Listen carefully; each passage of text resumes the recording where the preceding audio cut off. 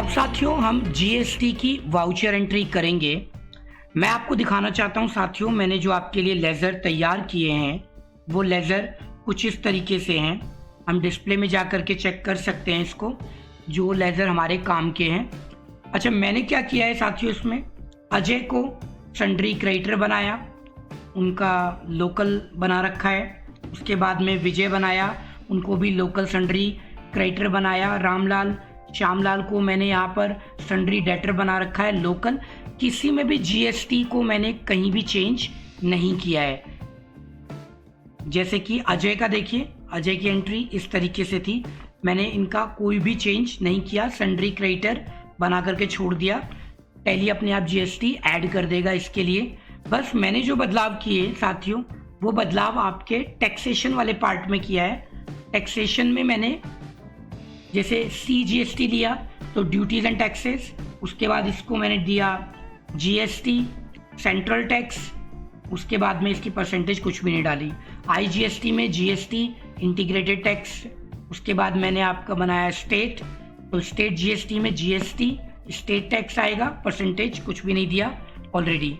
तो अगर आपने GST 1 चैप्टर मिस कर दिया है, थोड़ा सा वीडियो को पीछे करके आप देखेंगे तो आपको दिख जाएगी कि उसमें मैंने आपको लेजर्स बनाना, स्टॉक आइटम GST के लिए बनाना सिखा दिया है। अब वाउचर में एंट्री करते हैं। सबसे पहले हम अपने परचेज वाउचर पर आ जाते हैं, V। तो परचेज वाउचर में F9 लेना है। F9 पर जाने के बाद में आपने डेट चेंज करनी है, डेट चेंज कर लीजिए। इनवॉइस नंबर बदलना है, बदल लीजिए। तो पार्टी का नाम मैंने अजय लिया, जो कि मेरे लोकल सप्लायर हैं, इनका डेटा एंटर किया और जो भी मैंने लेजर में फर्दर डिटेल डाली है वो सारी यहाँ आ जाएंगी उठ करके। मैंने उनको डाला नहीं है, आप डाल लीजिएगा।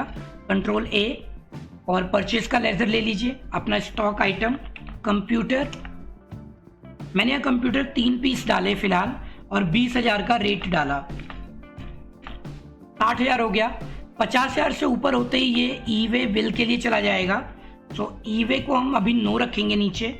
फिलहाल मैं इसको एंटर कर देता हूँ। तो यहाँ टोटल हो गया, एंटर करके टोटल से नीचे वाली लाइन पर आ गए। और अब यहाँ पर आपको अपना टैक्स ले लेना है। मैंने यहाँ पर लिया जैसे कि CGST ले लिया, ऑटोमेटिक कैलकुलेट हो गया वो। एंटर SGST ले लिया और वो भी ऑटोमेटिक कैलकुलेट हो गया। 60,000 रुपये है हमारा जो बिल अमाउंट, और उस 60,000 रुपये पे हमने जो भी पर्टिकुलर टैक्स लगाया था उसके अकॉर्डिंग टैक्स लग के आपका आ गया है। अब ये किस परसेंट से लगाए, कैसे लगाए, मुझे याद नहीं है अगर, तो मैं क्या करूँगा, यहाँ पर एक फीचर ले लूँगा, that is Alt A। Alt A मुझे ले जाएगा सीधे, स्टॉक आइटम पर हूँ मैं, Alt A मुझे ले जाएगा स्टॉक आइटम की डिटेल के लिए। Alt F1 करूँगा और मुझे यहाँ पर इसकी परसेंटेज दिखाई देने लग जाएगी कि 9% लगा है CGST और SGST।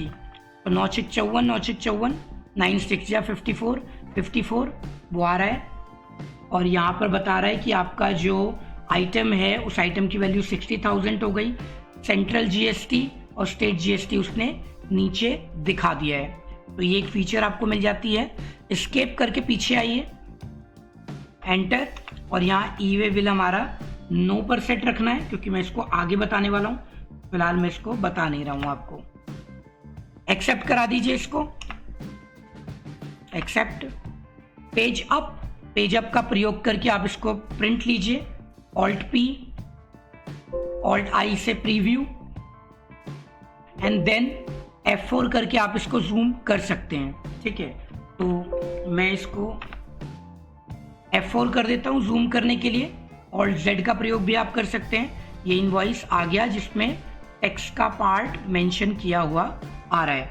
एक कंप्यूटर 3 पीस खरीदे गए @20,000 ईच, 60,000, जिस पर CGST 5,400 rupees, SGST 5,400 rupees total हो गया। इस तरीके से इसका बिल हुआ। थोड़ा सा स्क्रॉल करके नीचे आएंगे, बिलिंग अमाउंट टोटल आ जाएगा। ये आ गया साथियों। तो 70,800 रुपीज़ हमने पेमेंट कर दिया। स्किप करके पीछे आ जाते हैं। ये हमारा एक्सेप्टेड है ऑलरेडी। अब सेल्स में एंट्री कर देते हैं F8। सेल्स के लिए मैंने यहाँ पर पार्टी का नाम लिया, पार्टी हमारी है रामलाल। रामलाल का डिस्पैच डिटेल, ट्रांसपोर्ट डिटेल्स वो सारी आप डाल दीजिएगा, एंट्री। और यहाँ पर मैंने अब प्रोडक्ट ले लिया, for example furniture.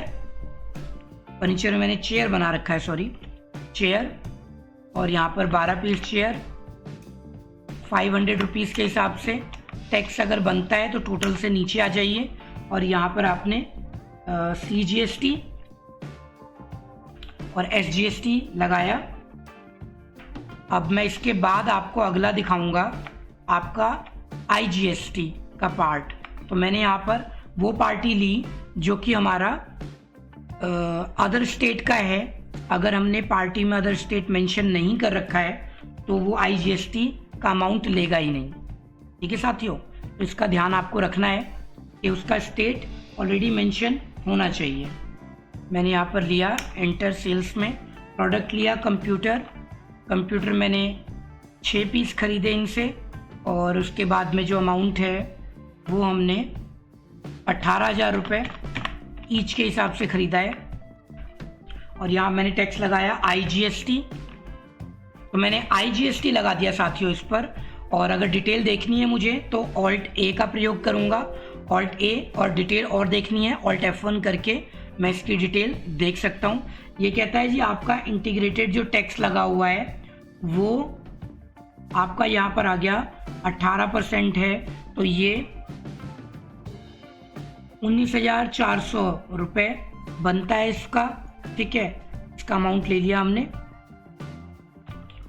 And then इसको आपने एक्सेप्ट करा देना है। ठीक है, नीचे एक बार टोटल मैं आपको चेक करा देता हूँ। टोटल अमाउंट जो हो गया वो हो गया 1,27,440 रुपीज़।